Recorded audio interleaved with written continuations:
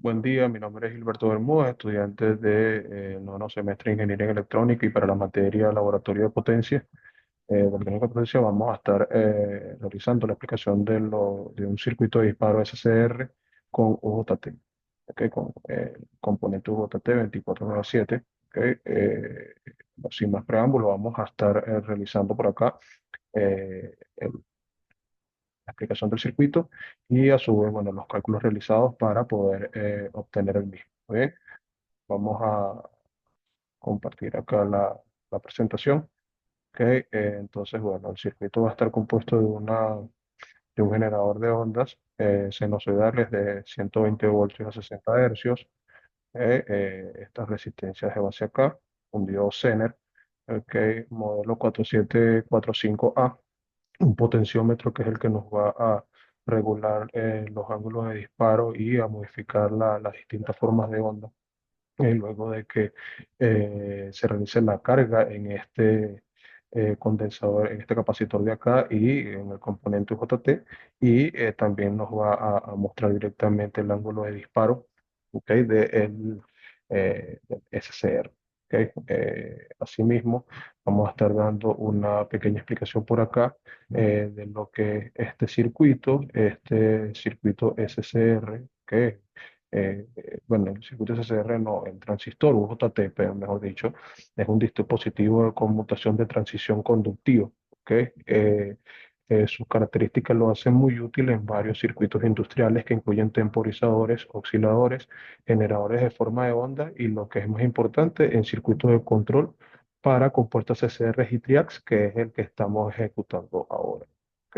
El UJT es un dispositivo de tres terminales, los cuales podemos observar acá, ¿ok? Base que son la base uno, base 2 y la compuerta emisor o la compuerta de gate. ¿Ok? Asimismo, como indicamos, el circuito en su símbolo esquemático, las ubicaciones de las terminales se muestran acá, porque como indicamos en esta parte, este es el componente que estamos analizando.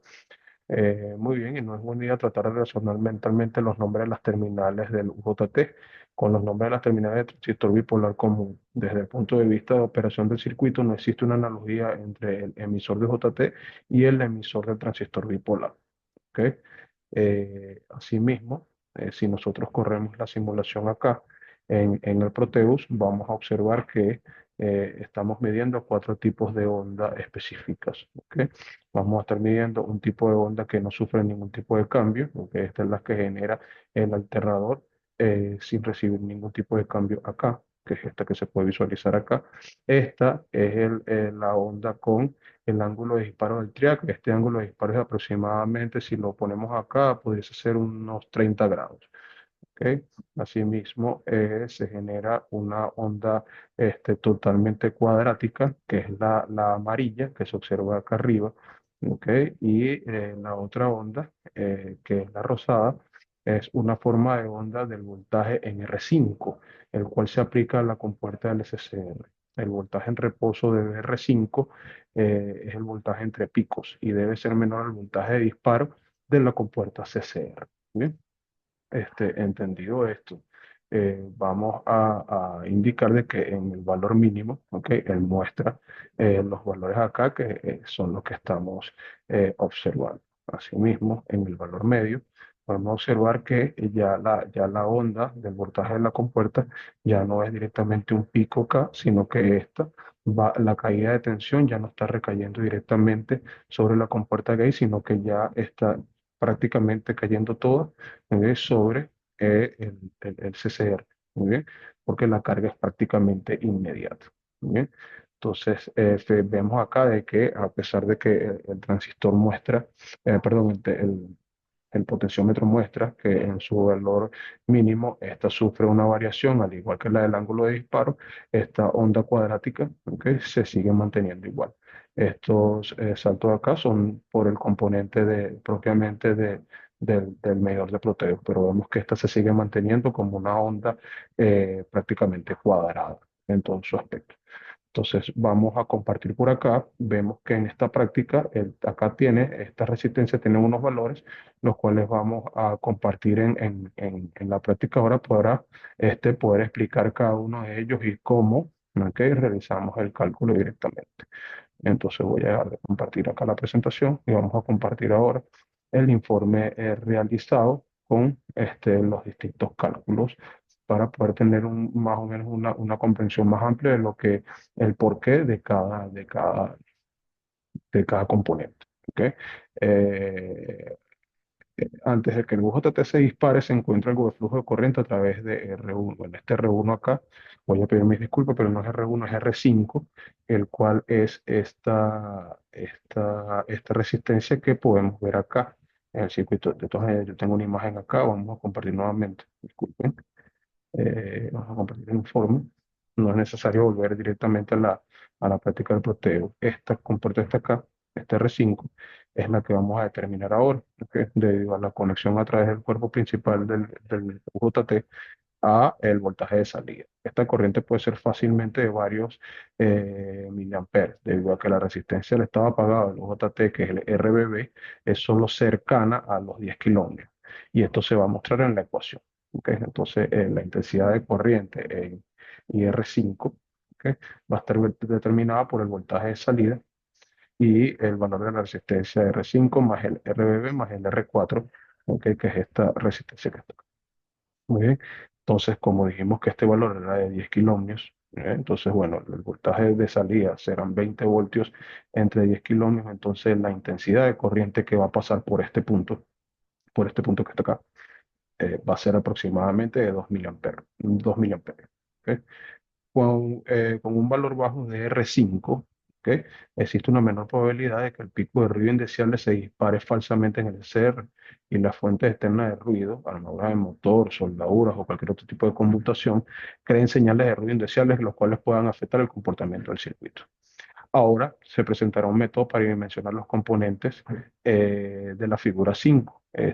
Asumiremos que el UJT, el escogido en la práctica, es el 2N4947, que tiene las siguientes características típicas para un voltaje de alimentación de 20 voltios. Para poder determinar esto, nos vamos al datasheet del componente y podemos decir que el valor mínimo de N, que es de 0,51 a 0,69, el RBB mínimo y máximo está entre 4 y 9,1, la intensidad de corriente P está en 2 y bueno, los otros valores que están acá. Esto nos va a permitir poder tener una visual para poder realizar cálculo. Si Z de 1, que es el diodo en el que está acá, de ruptura es de 20 voltios, entonces la corriente de R5, disculpa, antes del disparo estaba por la siguiente ecuación. Entonces, R5 está definida por 20 voltios, el valor de la resistencia 5 más RB más R4, que ya dijimos que es este valor que está acá. ¿Bien? Entonces, podemos decir que IR5, con este ajuste para el diodo Zener, entonces sería 20 voltios entre el RBB. O sea, 20 voltios entre los 6 kilómetros da 3 miliamperios. Dado que la mayoría de los SR disparan una corriente de un voltaje de gate de cerca de 0,71 voltios, muy, muy, muy pequeño, es razonable permitir que el VR5 no suba más de 0,3 voltios, ¿ok? Mientras que el UJT está esperando por la señal de disparo. Esto permitirá un margen de ruido de al menos 0,4 voltios, que es esta diferencia que podemos ver acá, la resta entre los dos, el cual por lo general es el más adecuado. Por lo tanto, la resistencia 5, entonces ahora sí procede a calcular el valor de la resistencia 5, está dado por el voltaje R5, ¿ok? Que ya sabemos acá que es la resta de estos dos. 0,3 voltios entre la corriente que pasa por acá, calculada mediante el diodo, ¿ok? Y esto dará un valor de 100 ohmios, que es el que nosotros expresamos acá en esta práctica, ¿ok? Vemos que R5 tiene un valor de 100. Voy a poner esto acá un poco más pequeño nuevamente para seguir explicando. ¿No? Entonces, 100 ohmios es este componente. Como se explicó en la sesión anterior, RE debe ser lo bastante pequeño para permitir que la corriente IP fluya dentro del emisor para activar el OJT. También RE debe ser lo bastante grande para impedir que el componente UJT se bloquee. Es decir, que RE no debe permitir que el emisor transporte una corriente igual o una corriente de valle, que es IB, después de que el- el capacitor se haya descargado. Si una corriente igual IB continúa fluyendo en el UJT, no podrá regresar al apagado y se dice que se habrá bloqueado. Entonces, el RE mínimo que se puede tener acá, que va a ser el RB1 que nosotros tenemos acá en la práctica, que sería el potenciómetro, va a estar dado por los valores del voltaje de salida entre el voltaje B y la intensidad del voltaje como tal. Entonces, realizamos los cálculos y determinamos de que el valor del potenciómetro debería ser de 4,35 kilómetros. ¿Ok? Entonces, RB1 debe ser mayor a 4,25 kilómetros para que se cumpla toda esta condición y permitir que los JT se apaguen. Entonces, por eso, elegimos un valor de RB1 de 100 kilómetros, de 10 kilómetros, perdón, que es el que está representado acá en esta parte del circuito. ¿Ok?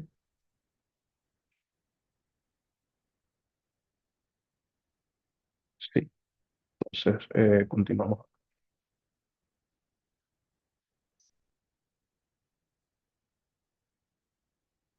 Perdón, el RE.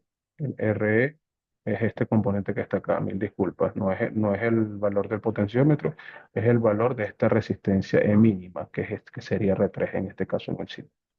Bien, continuamos por acá. Se debe señalar que el circuito de la figura 5, el bloqueo de luz OTT no podrá persistir por más de medio ciclo, por más de medio ciclo en la onda, debido a que el voltaje de salida desaparece cuando la línea CA se invierte.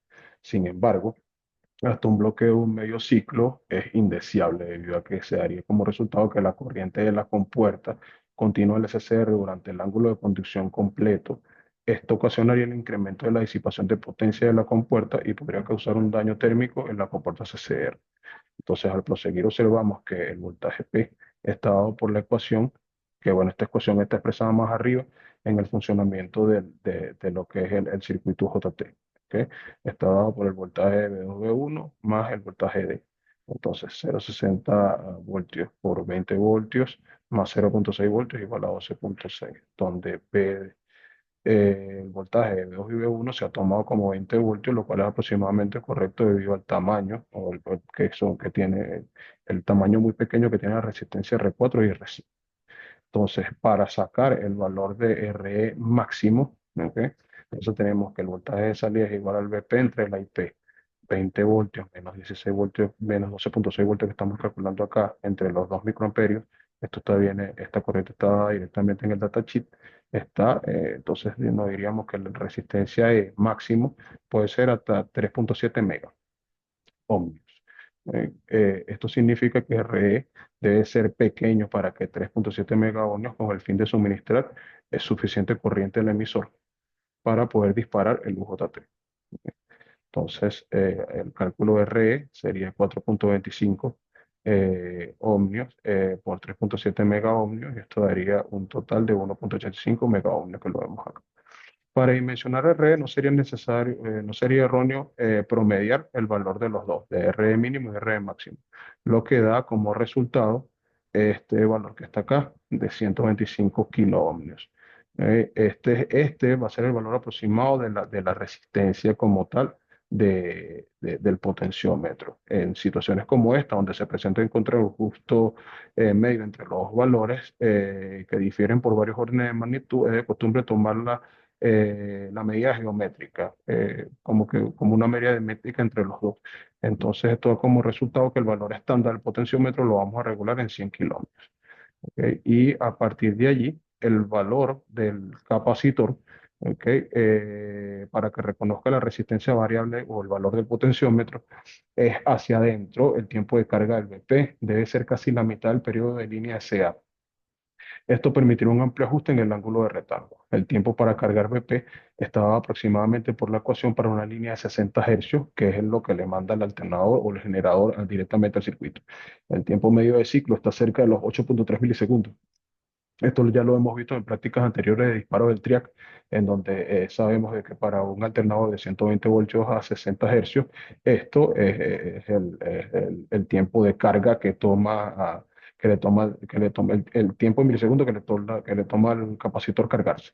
Entonces, el tamaño estándar más cercano para poder calcular es de 0,083 microfaradios, que es el que colocamos acá. ¿Ok? Y bueno, volvemos otra vez a la práctica. Entonces, podemos observar de que efectivamente al momento de, con los cálculos requeridos, realizar directamente observar el comportamiento del circuito, vemos acá que efectivamente se genera el ángulo de disparo para un circuito, ¿ok? Perdón, para un ángulo de disparo del triac en su valor mínimo. ¿Ok? Que es lo que podemos observar acá. Cuando nosotros ajustamos el valor del potenciómetro al valor mínimo que es cero, ¿ok? Podemos observar de que efectivamente el ángulo de disparo acá varía, ¿ok? En el CCR y toda la corriente recae directamente sobre la compuerta gate de el UJT. Bueno, espero que esta información haya sido de utilidad. Sin embargo, los cálculos directamente de esta presentación están generados directamente en el informe con más detalle y bueno, será hasta una próxima oportunidad.